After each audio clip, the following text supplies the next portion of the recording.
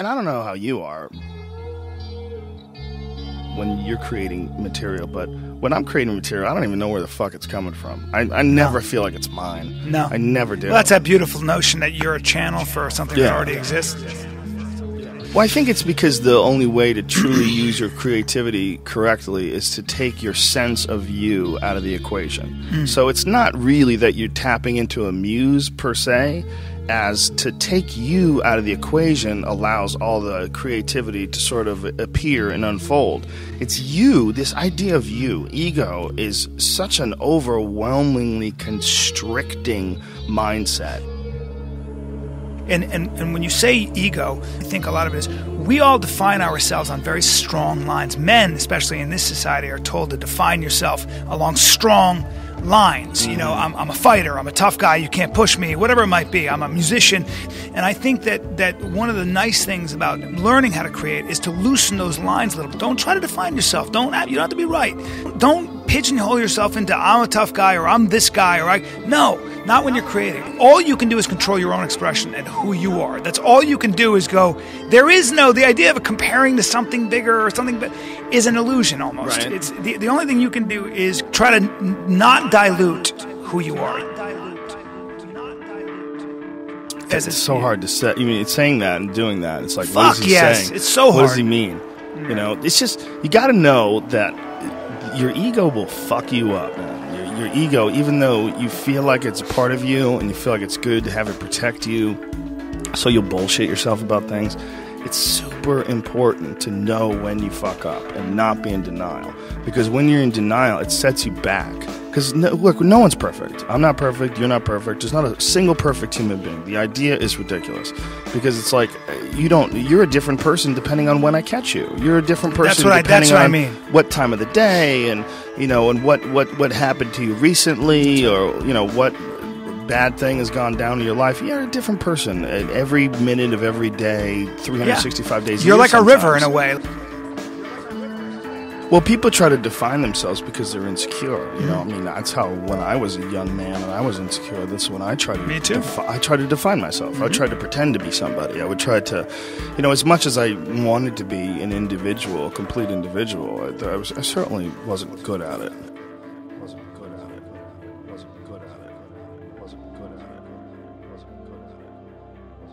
But I feel like it's the more you can take yourself out of it, the more you can say, I just want to be the best I can be. I want to be perfect. I want to be. All that I shit is like, that guy's not doing any comedy. That's right. That one who needs all that, that's an annoying, that ego thing, that's a creepy part of you that you don't want to feed. You want that to shrivel up. You want that to shrivel up. It's really like interesting. You're saying something really interesting, because I remember there was Laurence Olivier was a famous actor, and he'd done this production of King Othello or something like that, and he was amazing, and everybody came back and said it was the most incredible performance, and he was in a really dark mood. And they said, "But what's the matter?" And he goes, "That was the greatest performance anybody's ever seen." And he said, "I know. I just have no idea how to repeat it."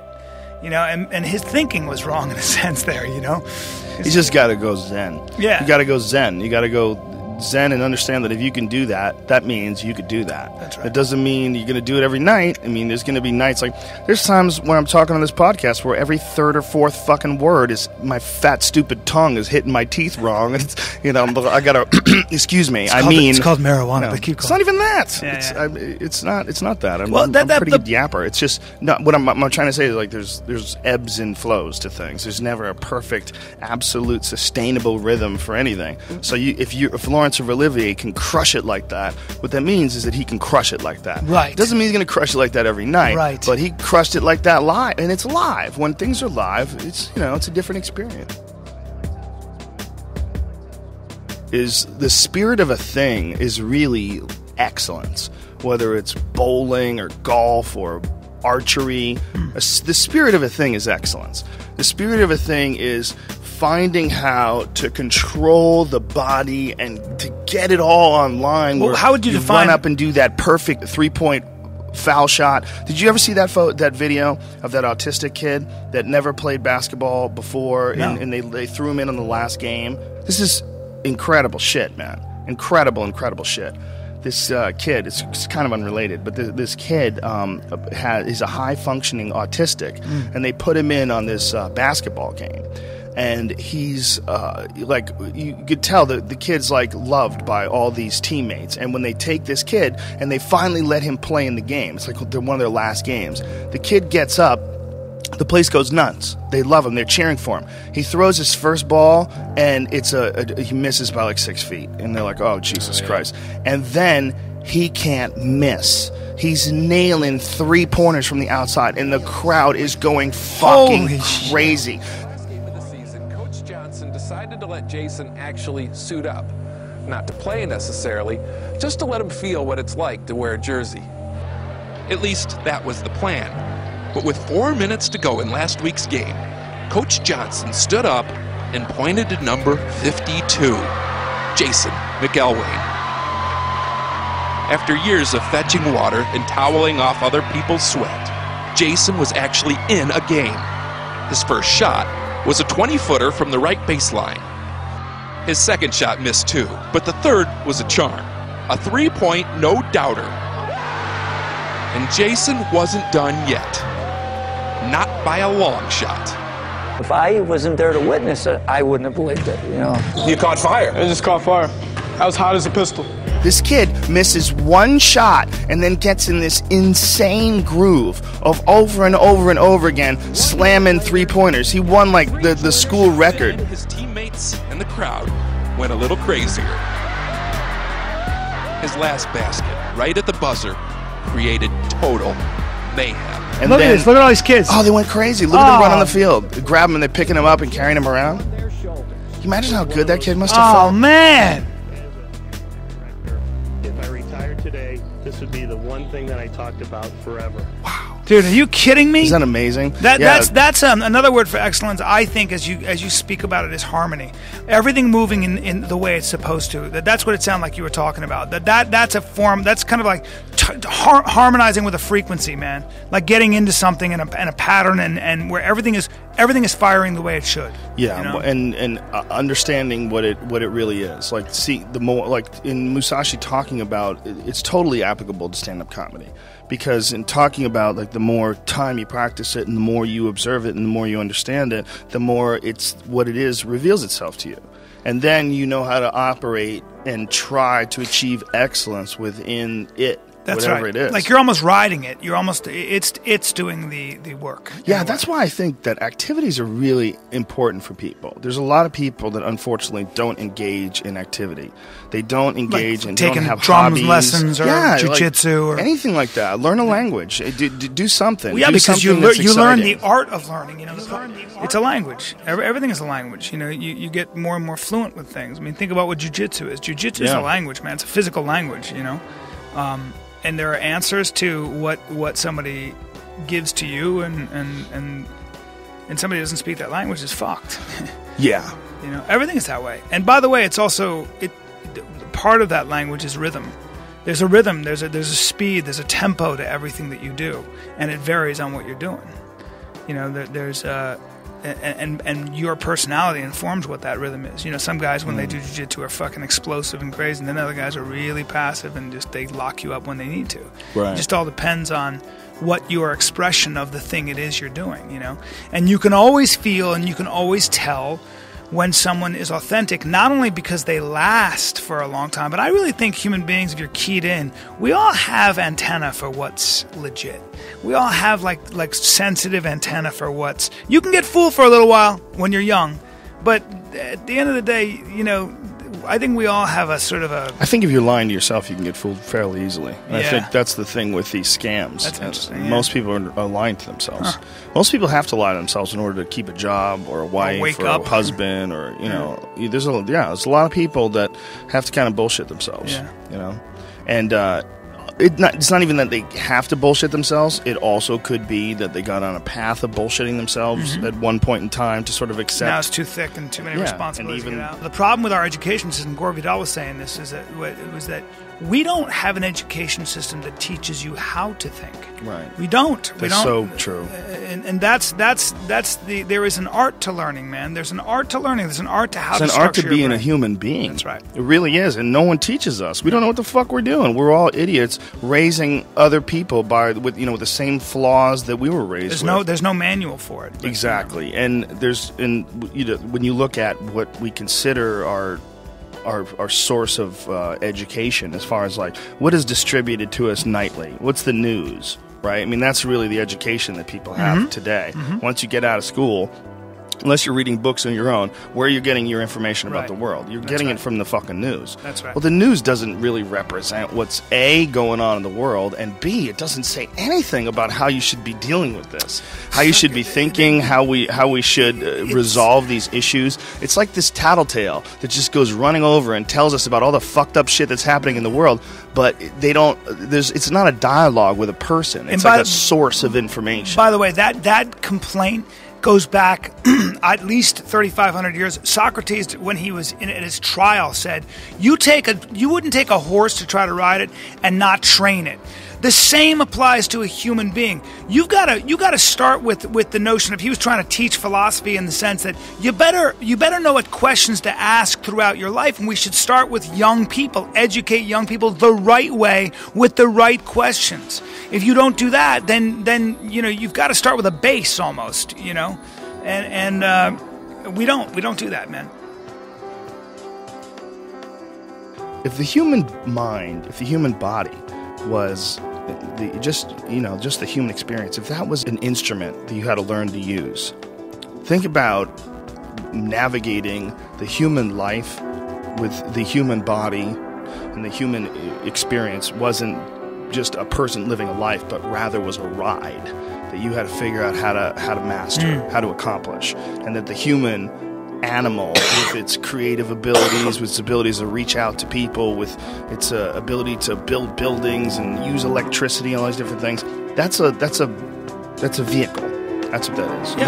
Learn how to use that vehicle. Yeah. You would have intensive study for years. It is a and vehicle. years It and is a years vehicle. of just trying to figure out how to go about the correct way of doing this. There would be like, you'd have to figure out what is the best way to think, what is the best way, what most beneficial way to you to approach every project as a person moving around in this human world with this human machine. Yeah. It would be like a super complicated thing. But instead, it's just two people fucking. Some guy shoots a load in the girl. She swells up. Plank. A person comes out. No one knows shit. It's a good sound effects, by the way. This year, as their student graduate speaker, Miss Claire Friedman. Claire, the podium is yours. Recently, I was asked if there's any hope for the future. The future of the country, the future of their world, the future of the next generation. I responded, the only way you get hope is through action. that there is only hope with action. No one changed the world by sitting on their couch and wishing that someone would do something. Be that someone. Stop hoping for action and be action. I honor this class with respect, admiration, pride, and hope. The way the human being and the human body interacts with the world is so bizarre and complicated, and to get it right and correct takes so much fucking thinking.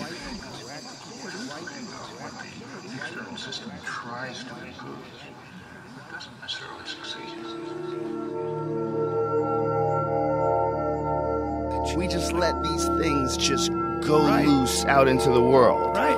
I mean...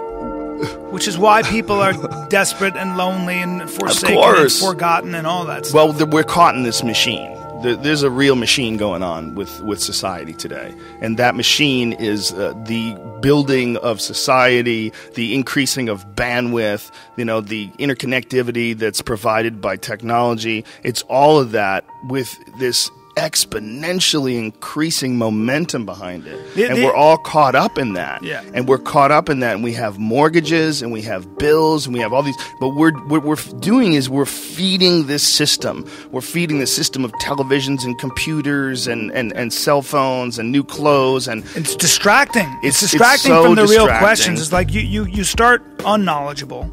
And the Greeks always said you go from knowledge, but you don't jump all the way to wisdom. There's an in-between place, which is correct opinion. Correct opinion comes from when you study as you're reaching for wisdom, you start to develop as the world crystallizes around you with the right teaching. You start to learn what sort of the correct way to look and reach and follow, and then you finally get to a point where you understand and can explain why that is the correct opinion. That takes a long fucking time. That's life mastery in a way.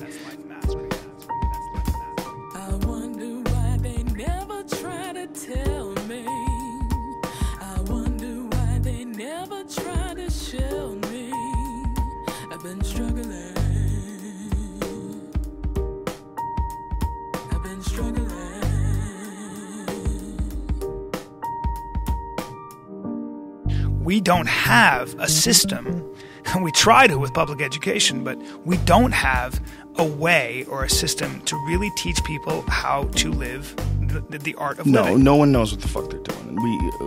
The people that we were raised by, they didn't know what the fuck they're doing either. I mean, my parents are very nice people. My mother is with my stepdad. They've been together forever. It's like they're a very nice couple. They're very nice people. But they were raised by people who didn't know shit. And their parents were raised by people who didn't know shit. And this era that we're living in right now, it's like human beings are just starting to wake up and realize that we were all living in this weird sort of momentous world, this world that moves on momentum, and momentum doesn't make any sense at all. And we're all just waking up realizing that it was set up by people who didn't know what the fuck they were doing. I mean, they knew how to build buildings, they knew how to use electricity, but no one knew how to teach society how to chill the fuck out, relax, and enjoy each other. Not one fucking person, besides like Martin Luther King and a few people with some dreamy speeches, not one person emphasizes that in the role of government. Not one person is pushing that, like, can't we figure out a way that human beings are just nicer to each other? Can't we figure out a way where there's maybe a little bit less profit, but also less pollution and less fucking with people and less control over the human populace? All we say to America is be true to what you said on paper.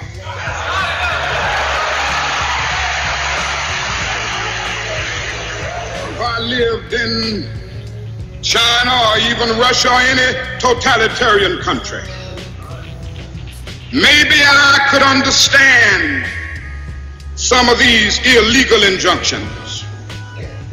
Maybe I could understand the denial of certain basic First Amendment privileges because they haven't committed themselves to that over there. But somewhere I read of the freedom of assembly. Somewhere I read of the freedom of speech. Somewhere I read of the freedom of press. Somewhere I read that the greatness of America is the right to protest far right.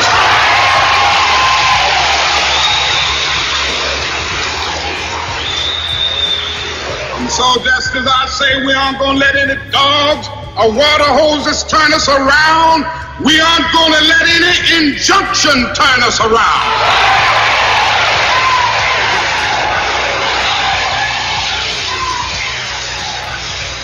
Well, I don't know what will happen now. We've got some difficult days ahead. But it really doesn't matter with me now because I've been to the mountaintop.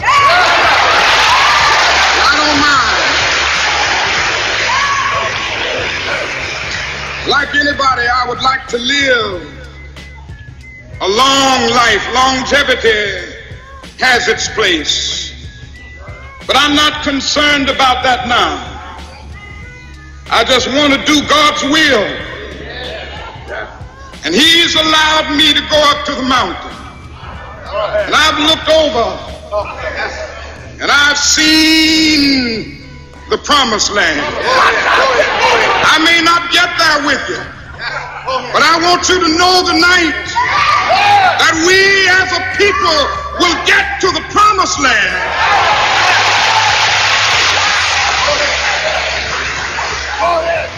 So I'm happy tonight. I'm not worried about anything. I'm not fearing any man. Mine eyes have seen the glory of the coming of the Lord. We have a responsibility as the human beings that have the first access to this sort of information to not be looked at like a bunch of silly fucks by the people of the future. Because that's a real problem. Because if I look back, I mean, living this life right now, just looking at all the silly nonsense that human beings are involved with. Like everybody, I look on Twitter and everybody has these fucking equal signs on their Twitter avatar to let everyone know that they're into marriage equality. It's equality. It's marriage equality. You should be. That's like saying having that on your Twitter avatar. You might as well just say water's wet. Is hot? Is cold? Of course, marriage equality makes sense. The fact that you even have to. Who are you talking to? In 2013, and the people who have a problem with it, who gives a shit whether or not a couple of lesbians want to marry each other, you're an asshole. Right. Like, you're an asshole, and maybe nobody tells you you're an asshole, but why do you give a fuck about them? You worrying at all about what other people are doing sucks. Right. It sucks for everyone around you. Exactly. You fuck everything up. I'm saying that too many people are telling too many people what is and isn't okay to do. Right. That's a real problem. And I always say that the law, the way we should have the law in this country is, could you imagine Clint Eastwood arresting you for it? If he had a gun and he pointed it at you, could you imagine that Clint Eastwood would arrest you for it? That's the Clint Eastwood principle. There you're growing hemp.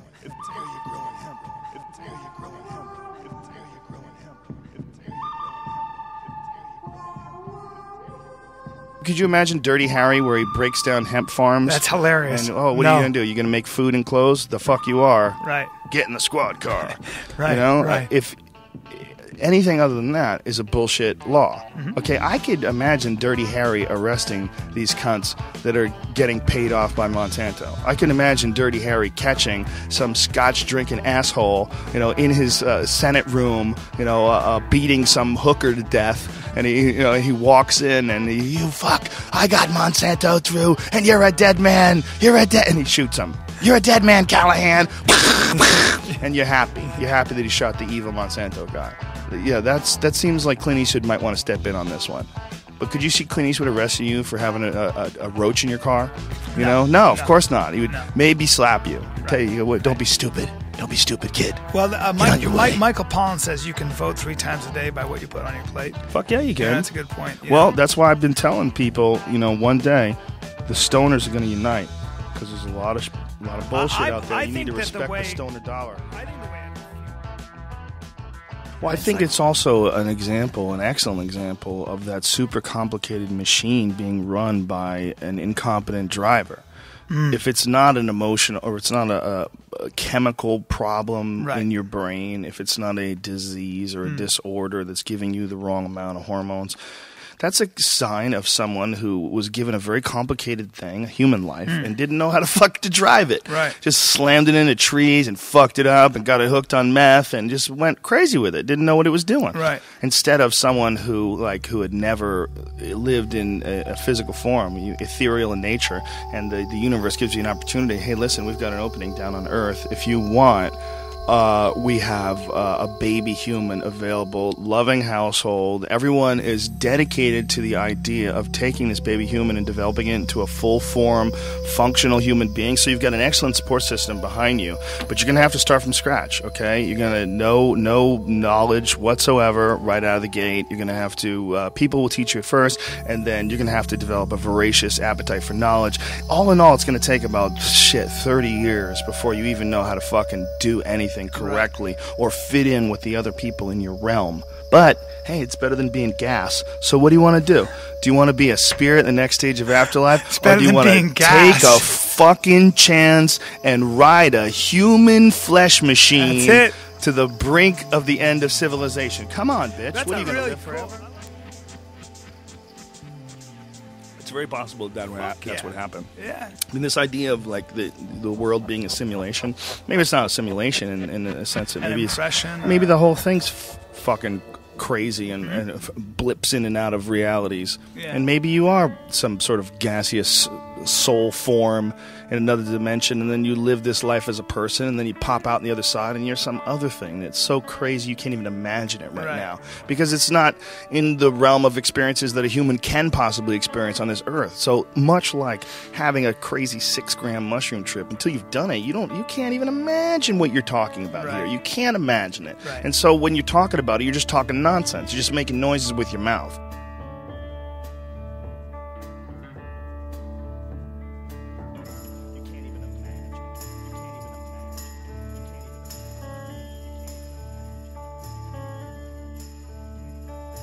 This is the end, beautiful friend. This is the end, my only friend. The end of our elaborate plans. The end of everything that stands. The end. No safety or surprise, the end. I'll never look into your eyes. I'm just listening to Socrates, and he says, you're kind of imprisoned by this body that kind of breaks down, this body that distracts you constantly with your appetites, with food, sex, and just pain, sleep, and all the things. And it distracts you from the work at hand, the real work, this contemplation on the truth, getting to the truth of the essence of things and life. And it's true. It's like, if you think about it, the idea is, he says, as he was dying, he goes, look, man, I've spent my whole life trying to separate myself from this physical body. Like, I treat all my appetites with quiet contempt. And he says, finally I get to be rid of this shit and just be a mind. And he was like really looking forward to it. It's kind of profound. That's a great statement, that he treats all of his appetites with quiet contempt. That's a great statement. That's right. And so many intellectuals sort of share that feeling. Yes, they call it the philosopher's journey. Your hunger or your sexuality or any of that. It is a distraction. It should be treated with quiet contempt as you get older. No, it should. It should be treated as the last fucking gasps of a fun life. Jesus Christ. What, do you want to just sit around with no boners on your couch reading a dumb book? Well, the idea is actually getting to the essence of the truth is more fun, but and it's that's getting to the essence of the truth is more fun, but ultimately, if you are to believe that this is a temporary existence, it's fruitless. Doesn't matter. Well, that's you why should be enjoying this ride. That was Aristotle's rebuttal to Socrates. Aristotle said, yes, we should try to strive to be just a mind. But by the way, watch a woman give childbirth and you tell me we're not physical fucking beings. We're physical beings with appetites, and you can get yourself to a point where you feel really good physically and mentally, so why not do that? You know what I always say when it comes to Socrates? This is an important one to repeat. Whenever anybody says anything about Socrates, you should always include, and he fucked a lot of dudes. He actually didn't, but yes, I love it. All his friends did. That's he fucked some boys. Socrates fucked some boys. Well, one of the things that Credo always complains about is he tried to seduce him because he was married with 2 kids, and he could never do it. Did Socrates try to seduce him? No, Credo tried to seduce him. Socrates tried to seduce Socrates. Yeah, they talk about that motherfucker standing there during the war, and nobody, they said, could withstand lack of sleep, cold, and lack of food better than Socrates. Nobody can drink more wine and stay sober. And one day he stopped and he started thinking, and the soldiers go, oh shit, he's on a jag, he's thinking. And they all sat there and watched him think, and they took bets on how long he'd stand in one place. And pretty soon the sun started to come down, they pulled their fucking cots out to watch him sleep, and he stood there all fucking night figuring out this problem, the answer to an issue, to a problem. Meanwhile, I bet that's a lie. I bet that never happened. I bet all people myth, exaggerate the of shit course. Out of everything. Remember, when you're talking about you a guy. did that about your teacher. I bet that guy didn't even know them. We did that about my Taekwondo teacher? No, I'm saying we all do that about our teachers. Like your fight teacher. He's the greatest ever. He can jump over trains, right? What? Yeah. Yeah, he studies this kung fu that allows him to kill moose with his fucking bare hands. Yeah, who knows, man? When you get to those kind of stories, it's like, God, what really did happen? Who was responsible for writing down the actual events of the time? And it's funny because if you just go with human nature, we would always think, what's wrong with a little elaboration? I'm going to spice it up. Good for the Romans. Look, we did a great job. We brought them civilization, and we didn't kill that many babies. You know, like they say we killed babies, like whatever, man.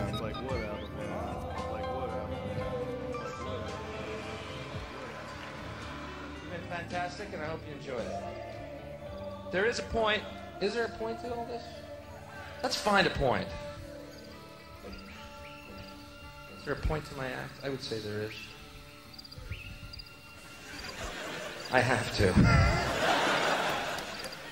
The world is like a ride at an amusement park, and when you choose to go on it, you think it's real, because that's how powerful our minds are. And the ride goes up and down and round and round. It has thrills and chills, and it's very brightly colored, and it's very loud, and it's fun for a while. Some people have been on the ride for a long time, and they begin to question, is this real, or is this just a ride? And other people have remembered, and they come back to us, and they say, hey, don't worry, don't be afraid, ever, because this is just a ride, and we kill those people. Shut him up. We have a lot invested in this ride. Shut him up. Look at my furrows of worry. Look at my big bank account and my family. This has to be real. It's just a ride. But we always kill those good guys who try and tell us that. You ever notice that? And let the demons run amok? But it doesn't matter because it's just a ride. And we can change it anytime we want. It's only a choice. No effort, no work, no job, no savings of money. A choice right now between fear and love. The eyes of fear want you to put bigger locks on your door, buy guns, close yourself off. The eyes of love instead see all of us as one. Here's what we can do to change the world right now to a better ride. Take all that money we spend on weapons and defense each year and instead spend it feeding, clothing, and educating the poor of the world, which it would many times over, not one human being excluded, and we can explore space together, both inner and outer, forever in peace. Thank you very much. You've been great. I hope you enjoyed it. London, you're fantastic. Thank you. Thank you very much.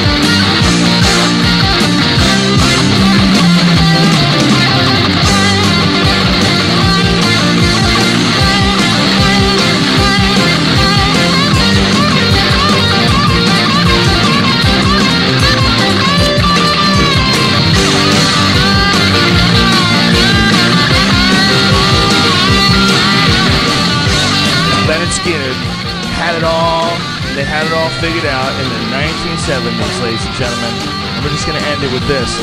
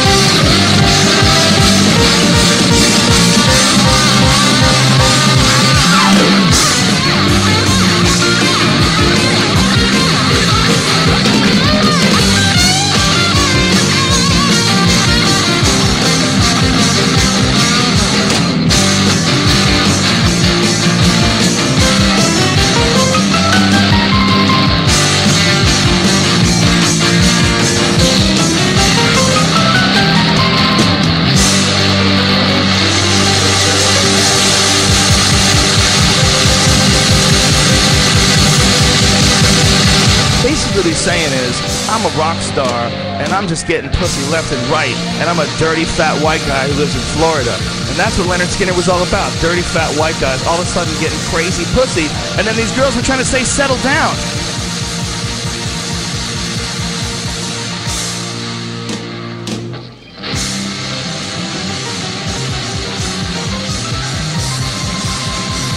This is the most important moment in all of music. Mozart can suck my dick, okay?